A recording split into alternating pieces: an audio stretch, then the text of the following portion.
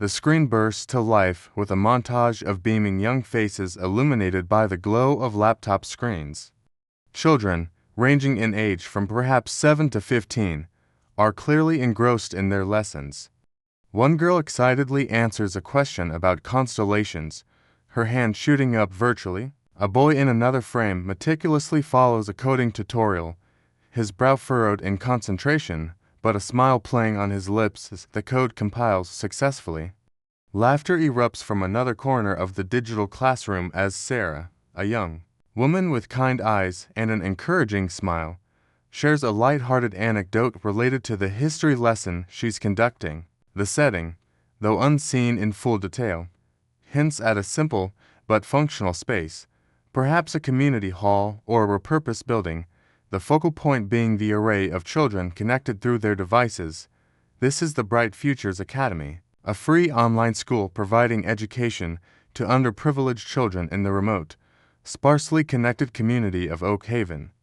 Sarah has poured her heart and soul into this initiative, recognizing the transformative power of education and the internet in a place where opportunities are scarce. The lifeline of this digital haven is a large, somewhat weathered satellite dish perched prominently on the roof of the building, a testament to Sarah's relentless efforts to secure connectivity. This dish is not just a piece of technology. It's the umbilical cord connecting these eager young minds to a world of knowledge and possibilities, a beacon of hope against the backdrop of isolation. However, this very lifeline is now under threat. In the affluent, meticulously planned community bordering Oak Haven, the Harmony Oaks Homeowners Association, led by its staunch and immaculately dressed president, Mr. Richard Harrison, views the satellite dish as nothing more than an unsightly blemish on their perfectly manicured landscape. Mr. Harrison, a man obsessed with appearances and adherence to regulations, sees the dish as a flagrant violation of the community's aesthetic guidelines, a jarring reminder of the less polished world just beyond their gates. At a formal HOA meeting, the atmosphere is thick with disapproval as Mr. Harrison addresses the board members, his tone laced with thinly veiled disdain. The presence of this structure, he begins, gesturing towards a photograph of the satellite dish, detracts significantly from the visual harmony of our community. It is a clear violation of Article 7, Section 3, Subsection B of our bylaws regarding unauthorized external fixtures.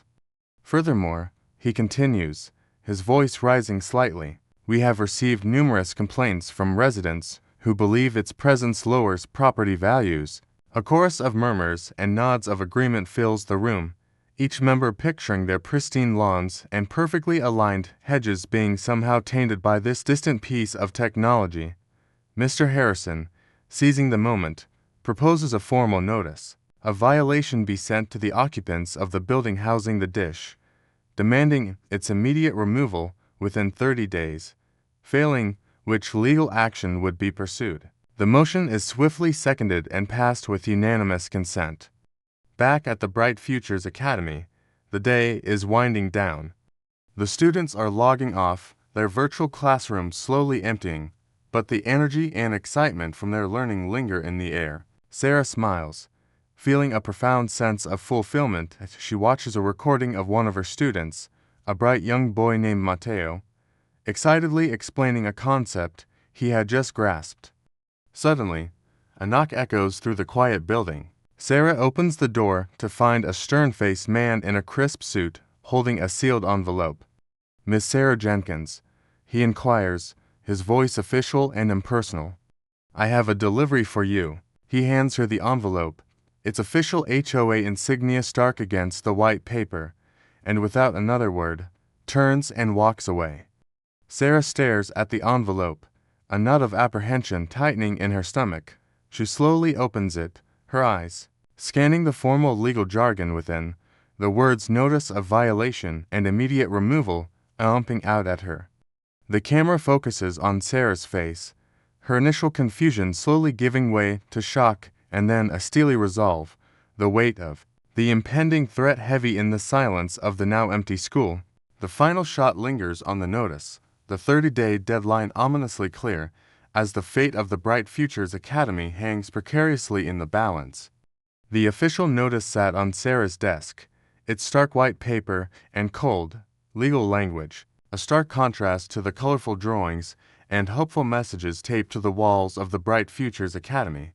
She read the words immediate removal and legal action again, but they made no more sense than the first time. The 30-day deadline felt like a countdown to disaster.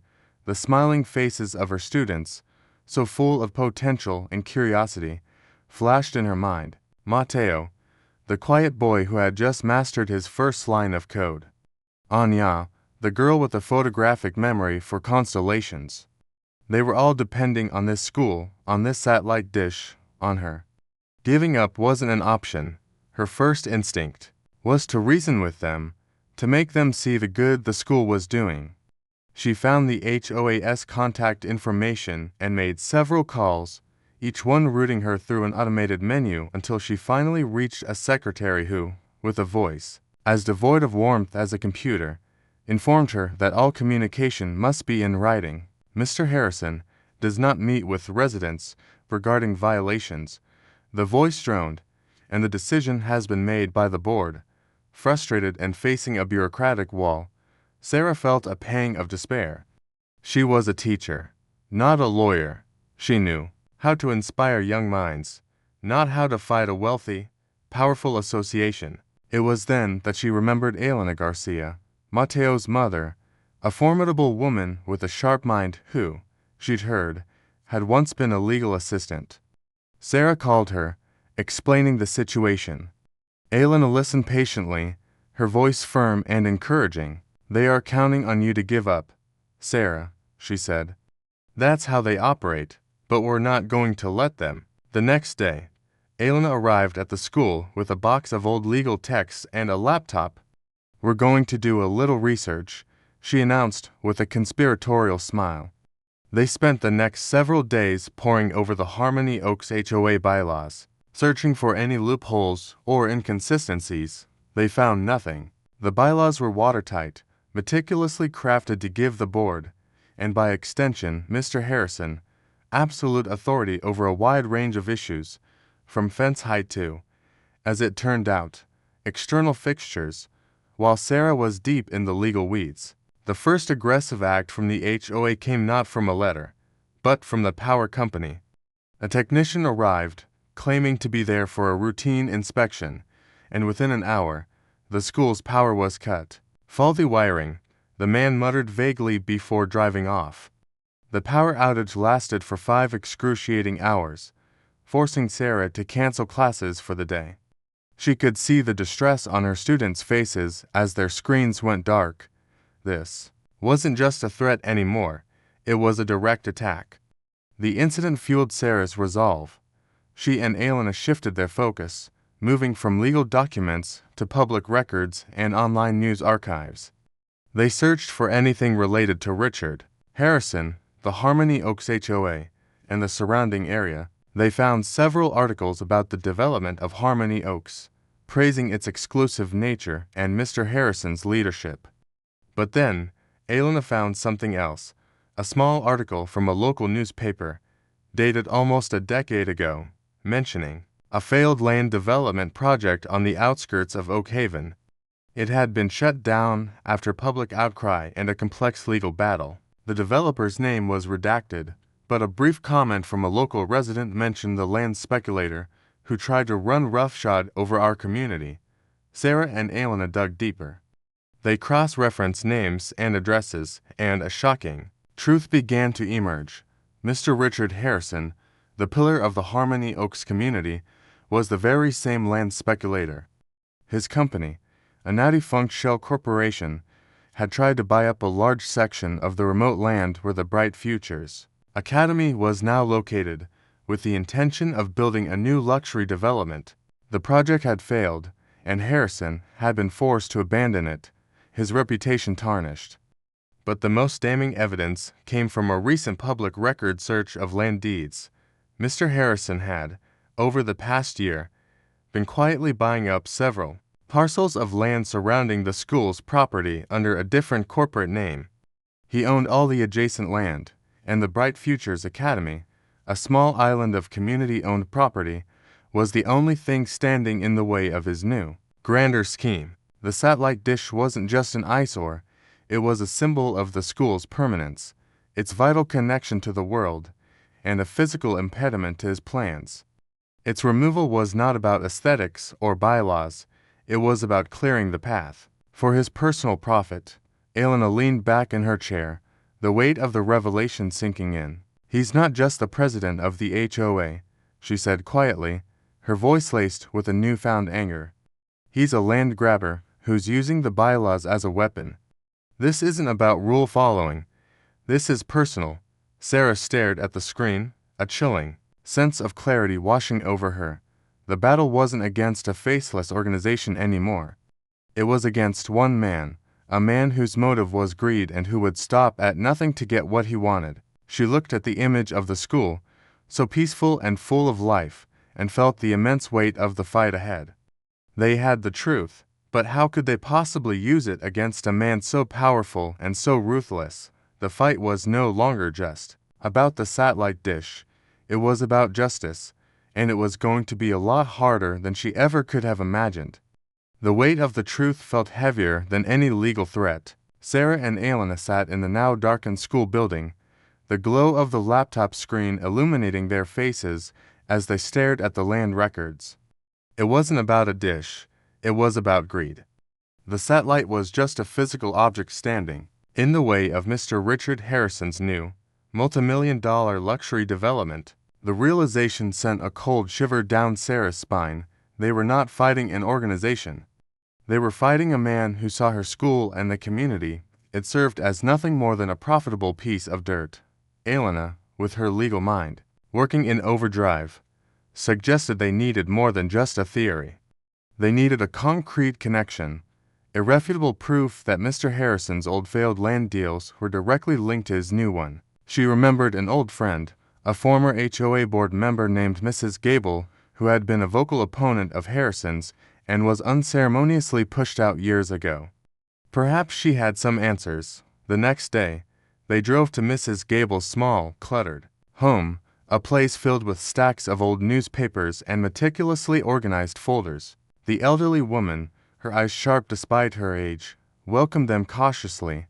As they explained their discovery, her face hardened with a mixture of anger and vindication. "I knew it," she whispered, her voice trembling with years of suppressed frustration. "I knew that man was a snake. He tried to buy my land the first time, too, but I wouldn't sell."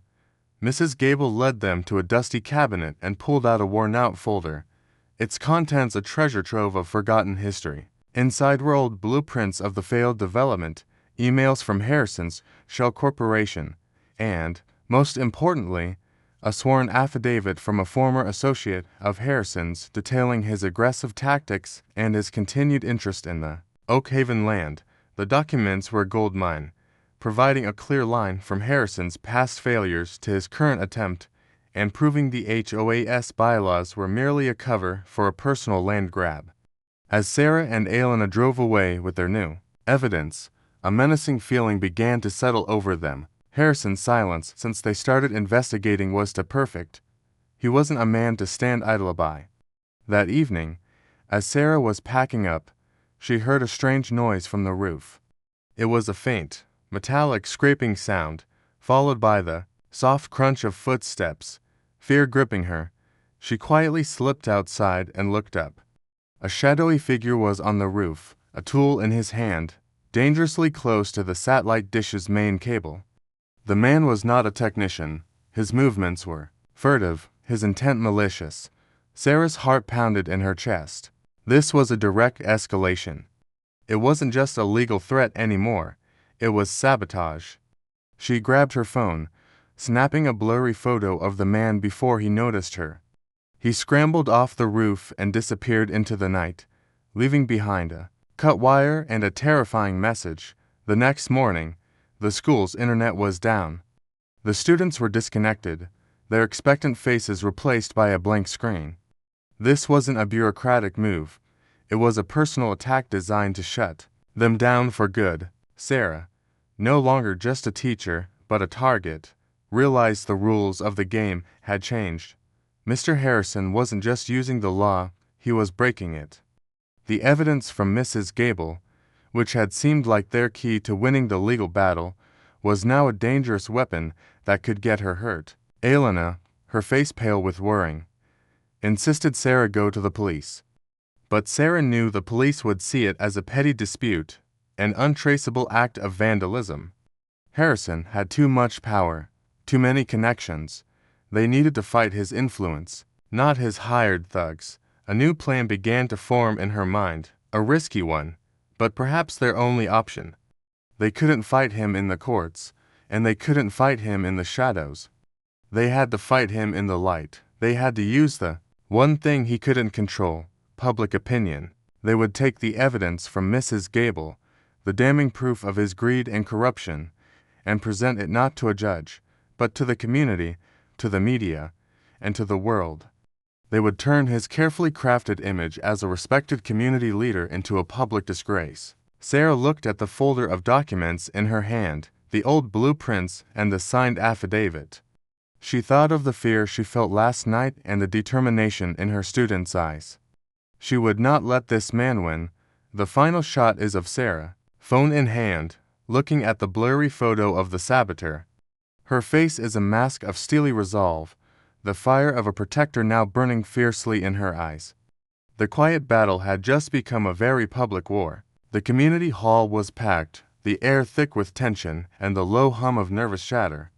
At the head of a long table, Mr. Richard Harrison sat, radiating a false sense of calm and authority. His suit was immaculate, his smile practiced, but his eyes darted around the room, betraying a hint of unease.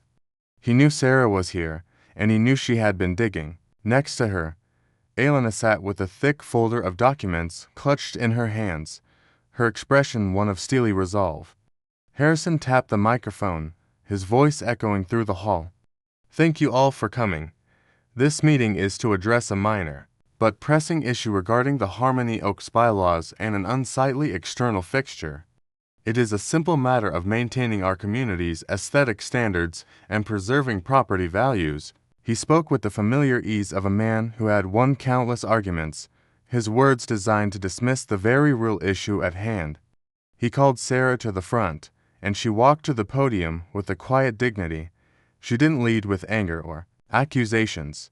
Instead, she began with a simple story about her students. The satellite dish Mr. Harrison wants to remove in just an external fixture. She began, her voice clear and strong. It is the only connection to the outside world for 34 children. It is a classroom, a library, and a launch pad for dreams. As she spoke, the camera panned to Matteo, the bright young boy she had mentored. He stood up, clutching a crumpled piece of paper in his hands. He read a short, shaky, but powerful statement about how the online school had taught him to code and given him hope for a future beyond the remote valley. The room stirred, the murmurs of concern for property values giving way to whispers of sympathy for the children. Harrison tried to interject, his face reddening. "These are emotional arguments, not legal ones," he declared, but the crowd wasn't listening. They were looking at Matteo, seeing their own children in his face. Sarah, seeing her opening, shifted gears.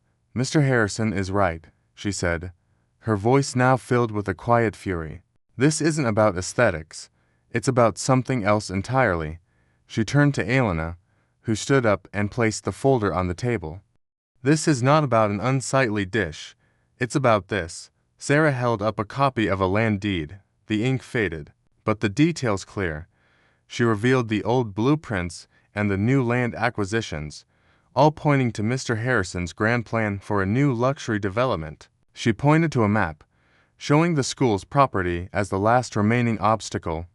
"The satellite dish isn't an eyesore to him," she explained, her voice ringing with emotion. "It's a symbol of hope and community that stands directly in the way of his personal profit. He doesn't want to remove the dish. He wants to remove the school entirely." The room erupted in a storm of outrage. Residents who had once supported Harrison's stance now looked at him with disgust. They saw the fraud, the greed, and the betrayal in his eyes. Harrison's composure finally shattered. He stood up, his face a mask of rage, and slammed his hand on the table. This is all a lie. A fabricated smear campaign. I demand this meeting be adjourned. But the community was no longer under his control. Their voices rose in a chorus of indignation, demanding answers. It seemed Sarah had won. The community was on her side. The truth was out, and Harrison's reputation was in tatters. He was a defeated man, but as the shouts and demands for his resignation reached a fever pitch, a chilling smirk returned to Harrison's face. He calmly held up a single, official-looking document, its seal a symbol of his power. You think you've won, he sneered, his voice cutting through the noise. You've been so focused on my motives, you failed to see the bigger picture. 2 weeks ago, the HOA board, in a private emergency session, passed a new bylaw, a special provision that allows the board, with a unanimous vote, to issue an immediate and non-appealable order for the removal of any fixture deemed a significant and imminent threat to the community. He paused, letting the words sink in, and the board has already voted. Unanimously, we've even secured a court order to enforce it. Your little school, and that ugly dish, are not just a violation anymore, they are a community threat, and per this court order, they must be removed in less than 24 hours. The room fell into a stunned silence. Sarah's face drained of all color as she stared at the document. All of her evidence, all of her efforts, had been rendered meaningless by a secret vote and a legal maneuver she never saw coming. The crowd, which had just moments ago been her greatest ally, now looked defeated, their anger turning to hopeless resignation. The final shot is of Sarah, tears welling in her eyes, staring at the official document, its finality like a physical blow. The satellite dish's fate seemed sealed, and everything she had fought for was on the brink of being destroyed. The community hall was a ghost of its former self, the angry energy of the meeting now replaced by a chilling, defeated silence. The crowd shuffled out, heads bowed, their outrage having turned to helpless resignation.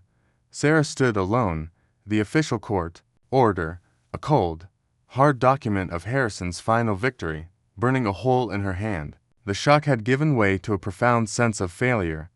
All the late nights, all the evidence, all the hope, had been for nothing. A legal maneuver she never even knew existed had sealed their fate. Elena, however, wasn't ready to give up. He's won the legal battle, Sarah, she said, her voice shaking but her eyes clear. But he hasn't won the war. He has a court order, but enforcing it on a community that now despises him is a different story. We have one weapon left he can't control, the truth, and the people. They spent the rest of the night huddled in the school, a new strategy taking shape. They couldn't fight in a courtroom, but they could fight in the court of public opinion. With the sunrise came a new plan. The next morning, the Bright Futures Academy wasn't just a school, it was a media center. Matteo and the other students, using the coding and video editing skills Sarah had taught them, launched a digital campaign. They created short, heartfelt videos. Matteo's video showed him holding his laptop, the screen dark, and saying, "Mr. Harrison wants to take away our future because he thinks the dish is ugly." Another girl, Anya, created a simple graphic, a picture of the satellite dish with the words, "It connects our school. Do not remove." The students' videos, shared with the viral hashtag stand with OAKHAVEN, began to spread like wildfire. The narrative was powerful and clear. A greedy, powerful man was trying to destroy a school for underprivileged children for personal gain. Local news picked up the story, then regional, and within hours, national news organizations were calling Sarah. The quiet, remote community of Oak Haven was suddenly a flashpoint for a battle of David and Goliath proportions. The media descended on the school, microphones and cameras everywhere. They spoke to the students, to parents, and to the community members who, emboldened by the public support, now stood united. They revealed Mr. Harrison's history of land speculation and the evidence Sarah had uncovered. The HOA, once a fortress of authority, was now a symbol of corruption and greed. The phone in Mr. Harrison's meticulously manicured office was ringing off the hook, not with calls from residents, but from furious investors. The parent company of his new luxury development, alarmed by the PR disaster and the public backlash, was furious. The image of their pristine, exclusive community was being sullied by accusations of greed and heartlessness. The court order, once a decisive legal victory, was now a public relations nightmare that made them look like the villains.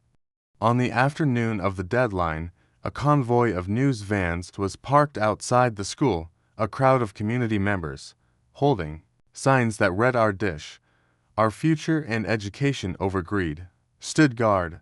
Mr. Harrison, his face pale and his usual composure gone, arrived with a team of lawyers and a single police officer, ready to enforce the court order. But, as he tried to speak, he was met not with a cheering crowd of HOA members, but with a wall of cameras, microphones, and angry citizens. Just then, a black car pulled up, and a well-dressed man, a senior partner from the development company, stepped out. He looked at the chaos, the news crews, and the defiant community. He walked straight past a sputtering Harrison and went to Sarah. "Miss Jenkins," he said, his voice cold and professional, "this has become a major liability. Our company will be pulling out of the Oak Haven development. And as for Mr. Harrison," he said, turning to look at the disgraced president, "your services are no longer required." The crowd erupted in cheers. Harrison's face went white. The finality of the announcement, delivered not by a judge, but by his own partners, was his ultimate defeat.